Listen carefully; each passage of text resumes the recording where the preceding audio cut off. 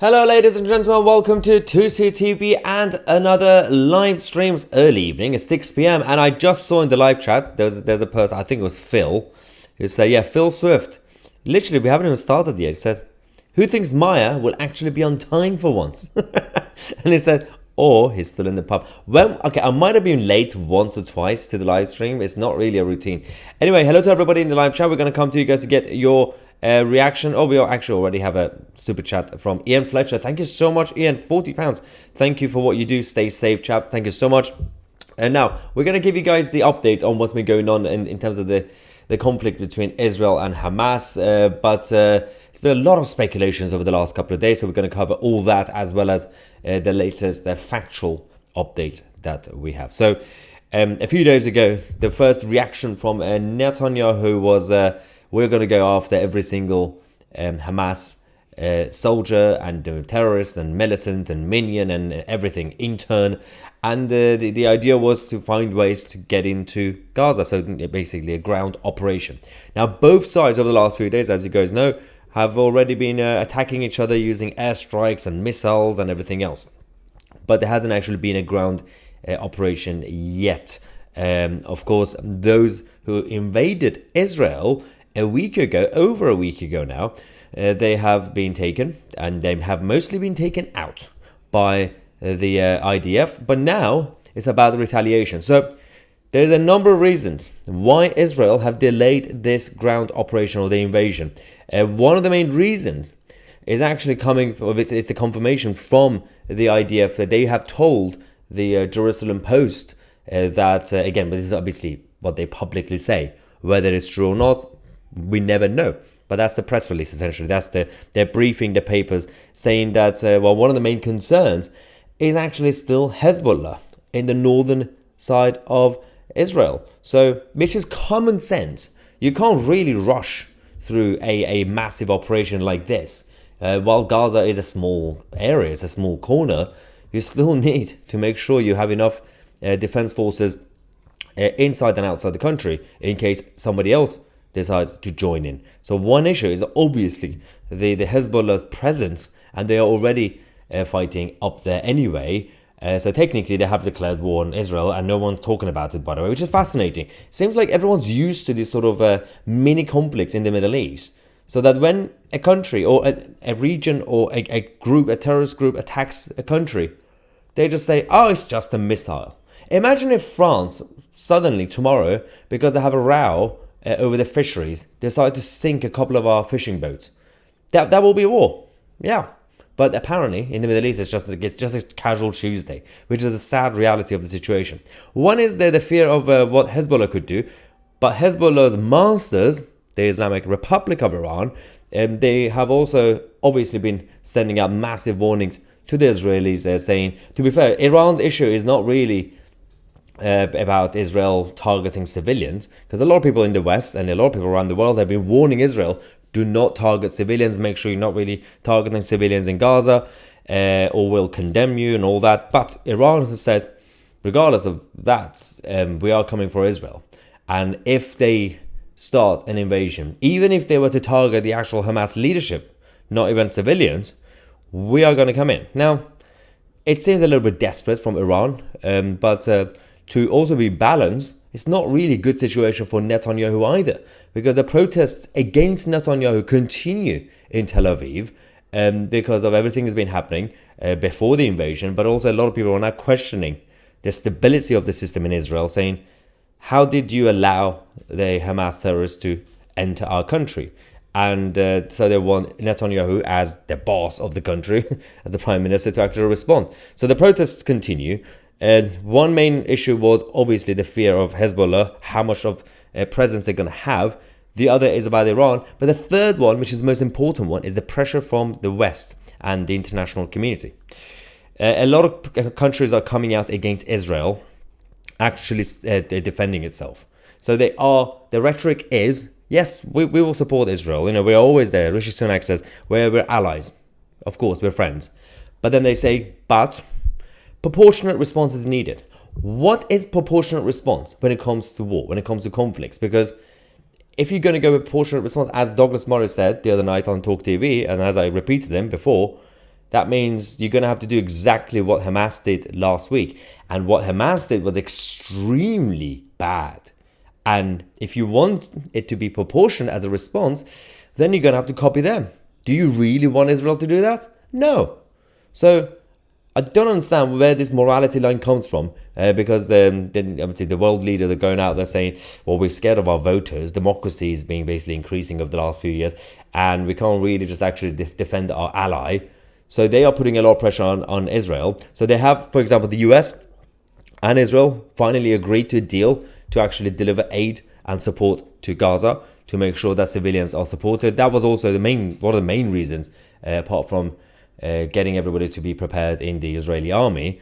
The other reason for the delay was also the pressure from the international community on Israel to allow people to go through the safe corridor. And then you had Jordan and Egypt and making a mess, saying, well, we don't want the Palestinians. We don't really want to open the door. So the US had to get in there, negotiate, and get Israel to send some support to civilians in Gaza. It's just been a complete mess. But the pressure is mostly on Israel. So they're not allowed to actually defend their own country the way they want to. They're not allowed, apparently. They say you're allowed to go in and do self-defense and target the Hamas, obviously the terrorists and leadership. But then they say, so we have to go in. Can we go in and do it? Say, no, you can't really do that. So how do you do it? Send an email to Hamas leadership and say, can you meet us just around the corner in Jordan? Or let's just actually meet in Qatar, where most of the actual leadership are, and see what happens. So the commanders and the operation forces are still in Gaza. But the actual elite, they are based in Qatar, as you guys know. So that's one issue. But the agreement on this deal, the aid delivery, is at least a bit of a start. That's not bad. The latest that we have in terms of Hezbollah, as I said, they were already attacking anyway. So it's just a bit of a waste of time saying, well, let's hope that Hezbollah and Israel don't start a conflict. They're already doing it. This is it. The footage that was released by Hezbollah claimed to show an Israeli tank being struck by a missile from the Lebanese side.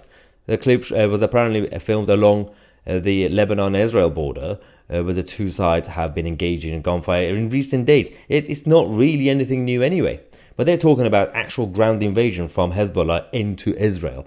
Which, by the way, if Hezbollah does that, they will last, I've done the estimate using science. Hezbollah will last 13 minutes. They will last 13 minutes and then they will be destroyed. And obviously if they get Iran behind them, then that will be a bloody conflict. But will Iran actually risk it? Or are they still bluffing like the last 40 years? So Iran has been saying we're going to wipe out Israel every Friday. But they haven't actually done anything because we didn't actually allow them to do it. The Iranian regime are getting weak. And you would say, well, the regime want to create conflict in Iran to stop the actual uprising against them, to create the illusion of unity and to create an external common enemy against us. But people in Iran are actually on the side of Israel now. People are protesting with the Israeli flags in Iran. So it's not really going too well for the Iranian regime's propaganda as well. So that's the update from the Hezbollah side.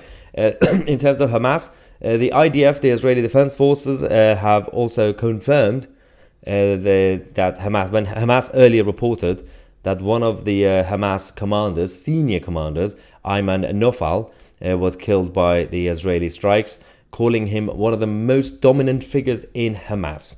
So that's technically good news for humanity. An evil creature has been taken out. Hopefully there hasn't been any collateral damage in terms of civilians. But this is the whole problem. If you're not going to do ground invasion and ground operation, collateral damage is going to be huge.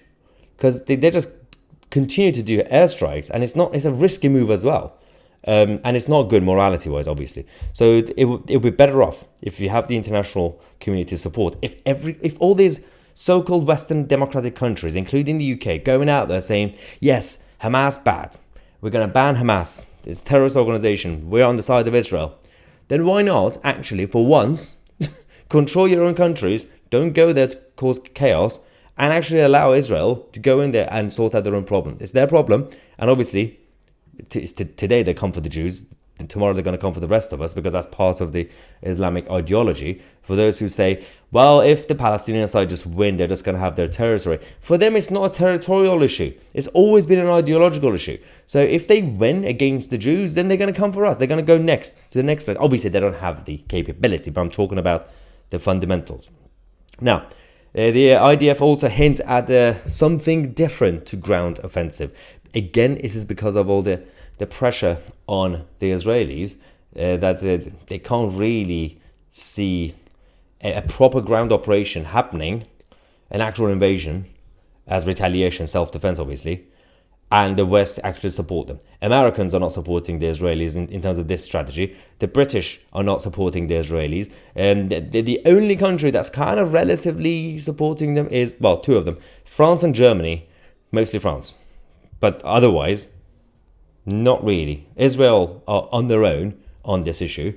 The international community are only supporting Israel if Israel's response is a tweet. Oh, we condemn Hamas. Oh, bad people. Oh, let's do a sanction. Let's have a meeting at the United Nations. That's it.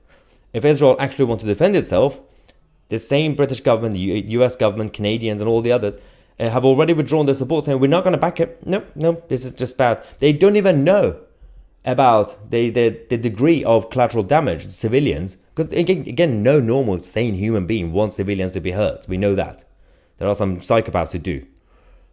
But you don't know what's going to happen. If the ground operation is going to be in full, and if they have given enough time to civilians to leave, and they mostly have left now, but there are still a lot of people who are still there because the Hamas leadership are holding them as hostages.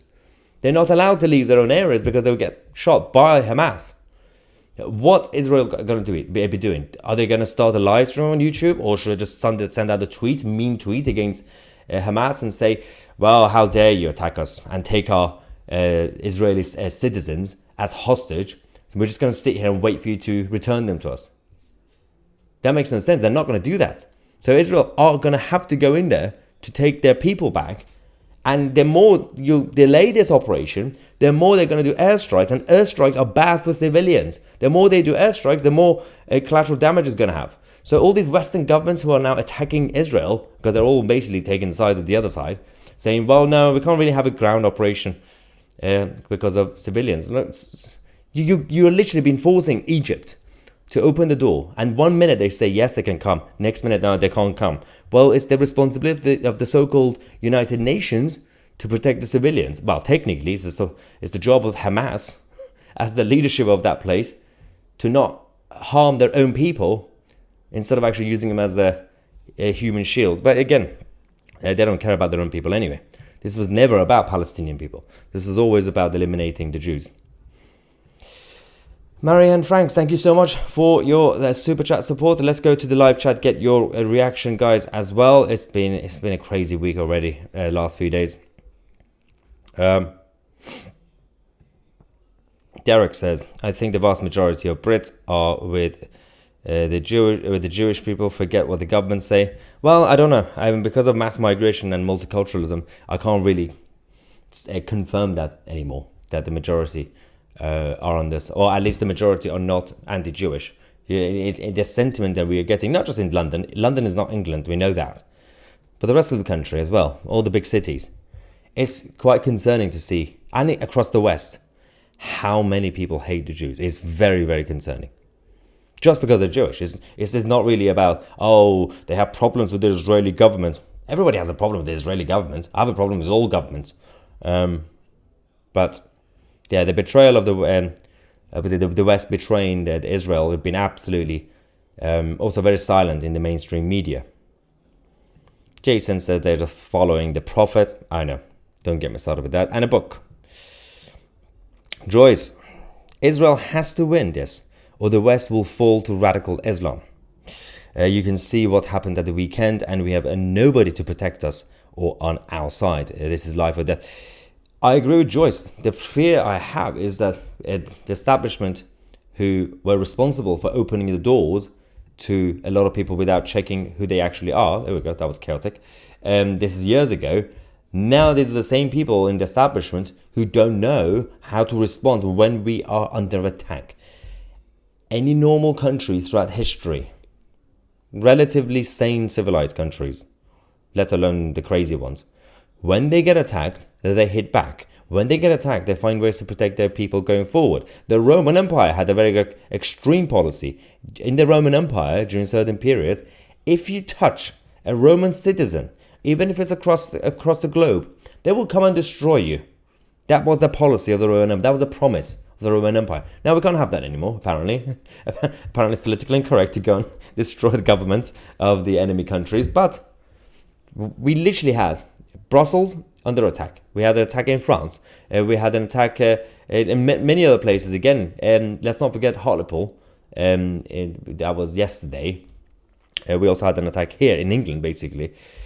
The government's response is, well, we can't really be robust because George W. Bush and Tony Blair messed up any international retaliation because they overplayed their hand after 9/11. They said, yeah, let's just go and take out they overpromised, take out and lied, take out the Taliban and everything's going to be fine. And then they said, let's go take out Saddam as well. And then it could completely undermine the concept of self-defense. The point was self-defense after 9/11. That was the narrative. But then it turned out to be an overreaction and also a lie. They just wanted the strategic and obviously resources. That was the main reason. So that's one problem. Second problem is because we've opened the door to massive and level of multiculturalism. Basically, there's a lot of people here. At best, they will be offended that you are, for example, saying we need to fight back against Islamism. And there's a lot of people also here who are actually enemies, and we've allowed them to be here. They are freely walking around our streets. So that's why our governments are weak and feeble. France are going to be starting to do deportations.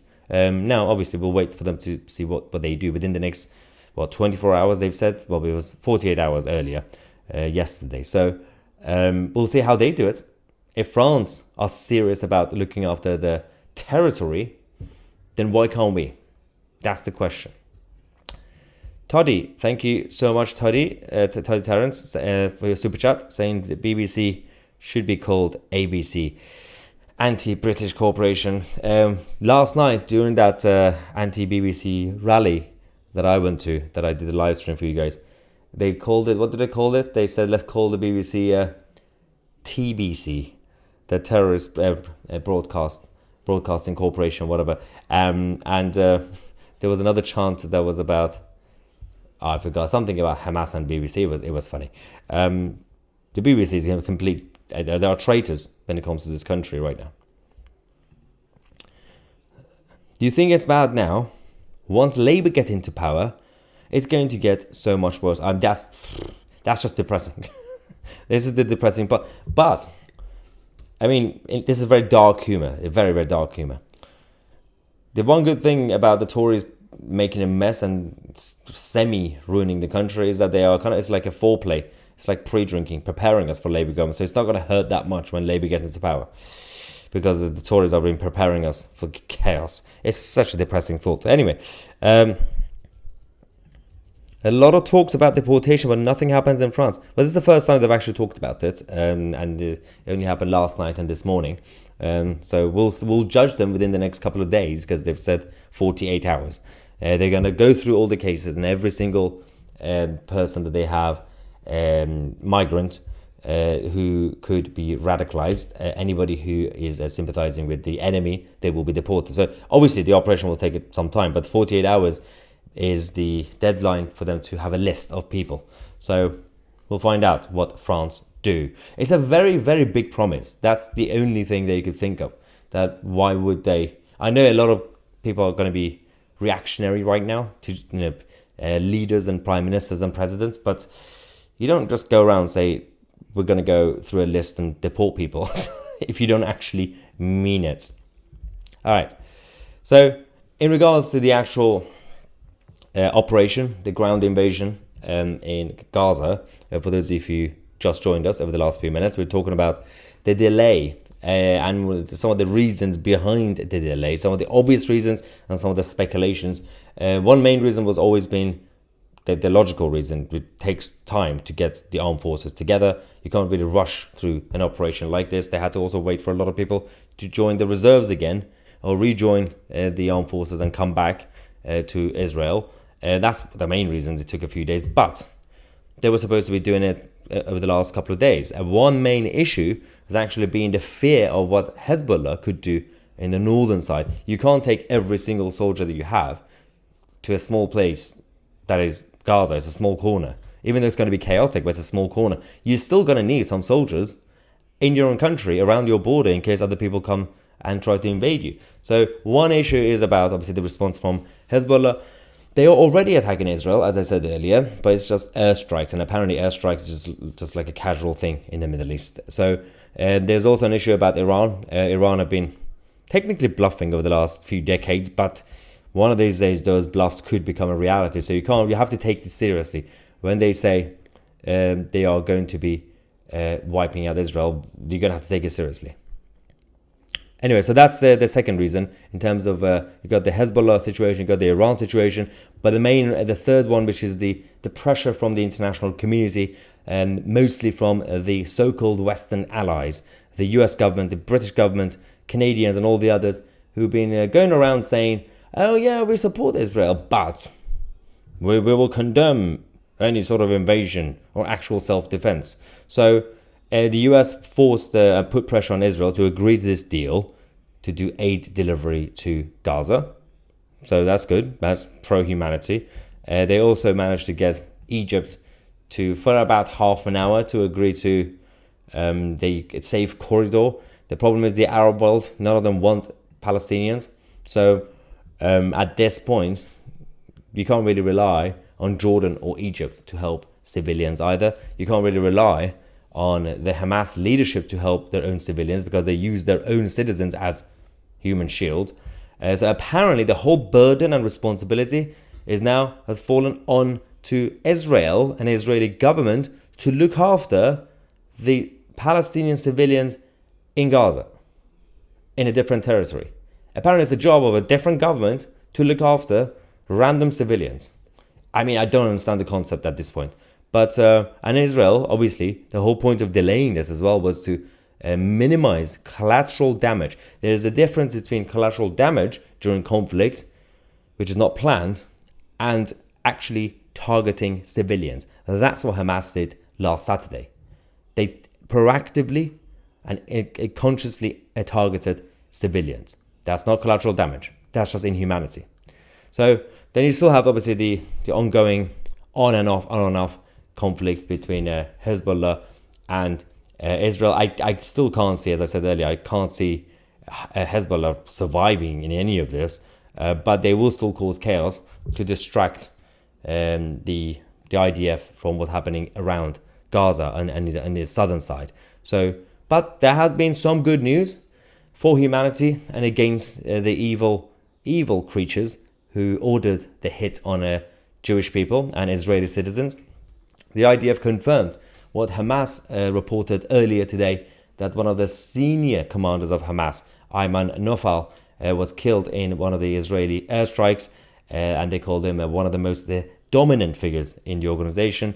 I'd had to do some digging to make sure it's not just one of those rhetorical nonsense that's saying, oh, anybody who would just hit is a senior figure. He's actually a senior figure, or was.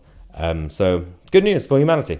An evil person left this planet, and IDF are now hinting at something different to a ground offensive. So that ground invasion, the operation that they've been talking about for the past week, might not even happen the way that they've been saying it might happen, because again, they don't have the backing of the Westerners. The Western governments and the Western international community have withdrawn their support. They're only backing Israel if they are condemning Hamas. That's all. Apparently Israel are not actually allowed to defend themselves, their own country, but they're allowed to send out mean tweets. Bobby Crush has a solution: recolonize the Middle East. The only problem with that is, so one of the main issues was our withdrawal from it, because we made a mess of withdrawing. But back then, the whole point of it was, that was a time when we did nation building. We can't do nation building. Even if you wanted to do nation building, and even if it was acceptable as a concept, which is not, by the way, and I'm not advocating, the Middle East is more of a mess now than it was before. Because back in the day, 200 years ago, and before that, You had the small tribes and villages, all of them, from what you now call Jordan to Saudi to Iraq and all these places. Small isolated villages and tribes that were extremists and a bunch of nutters and very backwards people. Then you still had the towns and cities, small places obviously, becoming more educated and more prosperous slowly. And they were willing to essentially be colonized. But right now, the nutters are in charge. That's actually thanks to what we did after the fall of the British Empire. And the Americans going back to the Middle East in the 20th century made a mess every single time. Every intervention in the name of humanitarian intervention from the American side created more of a mess. We propped up dictators and we removed them. Then we brought in new ones, and then we created militants, and then they turned into terrorist groups. And look at Mujahideen. Look at the origins of Al-Qaeda, the origins of Hamas, the origin of all these groups. And what happened? Frankenstein monster every single time. So, this is interesting. Well, was it? I missed there was a comment I just lost in the live chat. Someone mentioned Israel having nuclear capabilities, but the problem is even with their normal units of the armed forces, then they're still not allowed to go in and actually defend their country because they are getting attacked by the international community. So, let alone pressing a button, which is actually quite evil. You can't really advocate for nuke because that is actually indirectly advocating for civilians to be targeted. You can't really call that collateral damage.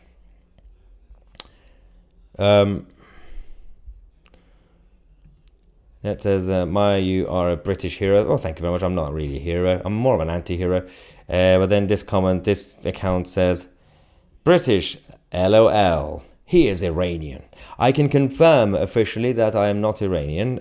My ethnicity is Persian, but I am definitely not Iranian. I'm not I'm not a citizen of Iran.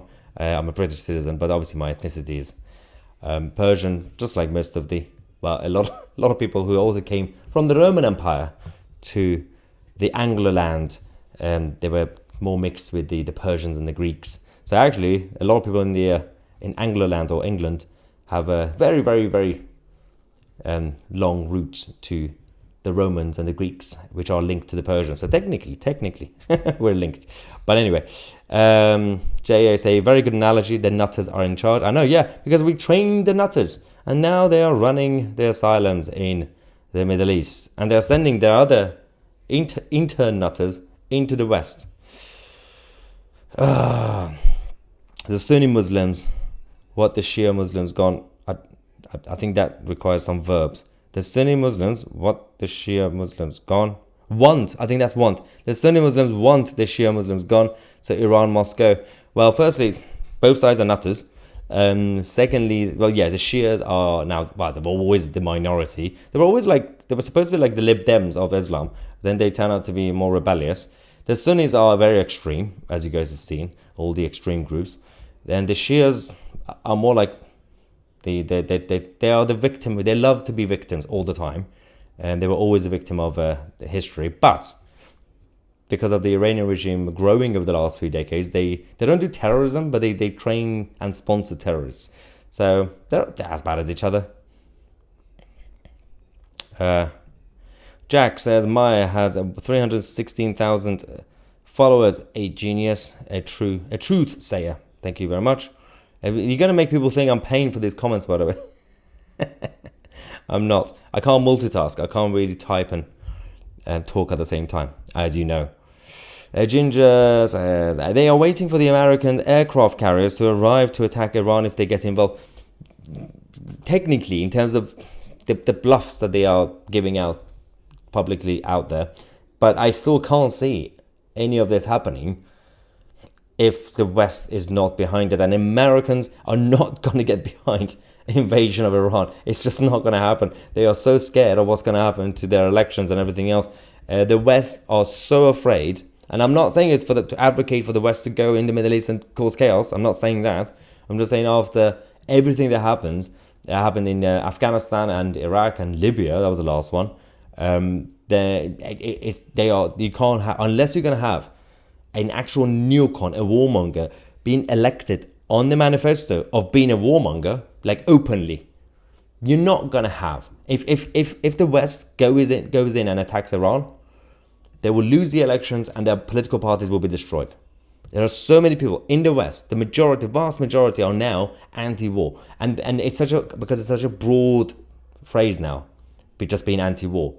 It's so scary, by the way, because anti-war used to mean we shouldn't advocate for offensive moves to go into places. But now it also means, at times, anti-war means you shouldn't even defend yourself. You shouldn't even be able to do self-defense. If these people were alive back in the 1930s, they would have surrendered to the Germans before the Germans even attacked. It's very concerning that so many people in the West are scared of retaliation. It's because, again, generation after generation, we have not had an actual conflict in the West, real conflict. That fear, that survival instinct is gone. Well, as in the thing that actually would support it. So the fear has come back without actually experiencing it. Now, for those, obviously, people like me who've actually experienced war and have seen it firsthand, and as a child and everything else, not that I was a soldier, for people, and of course for my mother, who was actually a political refugee from Iran, they see a different world. But in the West, since the millennials, actually Generation X, just before the millennials, so technically my parents-ish generation, but in the West, those who grew up in the 70s and 80s onwards, because I haven't experienced that daily fear of a conflict, their doorsteps, then they are just automatically more virtuous and say, well, let's just be against wars. Yeah, well, obviously, no one's in favor of it. But if the enemy is coming, what are you going to do? Are you still going to tweet, we shouldn't defend ourselves, let's just negotiate, let's just promote peace? I don't think the enemy would want that. That's the problem. People like Jeremy Corbyn keep going out there saying, we should negotiate. What do you mean negotiate? What, with the enemy that has a manifesto to wipe out not just the Jews, but all the infidels? Do you think this is a territorial issue for the Palestinian side? No. It was never about territory. It was never about that, because it was never a country anyway. It was always about the fact that, why did you allow the Jews to come back to their own Jewish land? And they say, you can stay, you can live with them. No, they have to go. That's what they said. And it turned out to be, they created the fake narrative of, oh, it was about territory. What territory? Even the Arab world kicked them out. Anyway, it's all propaganda from the liberal mainstream narrative in the West. It's been going on for decades now. And people keep falling for it. So embarrassing. Anyway, well, thank you so much. I'm going to go take a break. And apparently, England are playing Italy tonight to reach the Euros. But I'm going to potentially come back later, because there's a couple of other things I want to talk to you guys about. If not, it will be early tomorrow morning. This is about Zelensky and Ukraine, what's happening between them and Israel. It's going to be a very interesting update as well. Either later tonight, obviously I'll do a schedule for you guys or first thing in the morning. Thank you so much to everybody for joining us tonight, and thanks to all the haters and all the left-wing trolls in the live chat. I'm Maya 2C, and we are the media.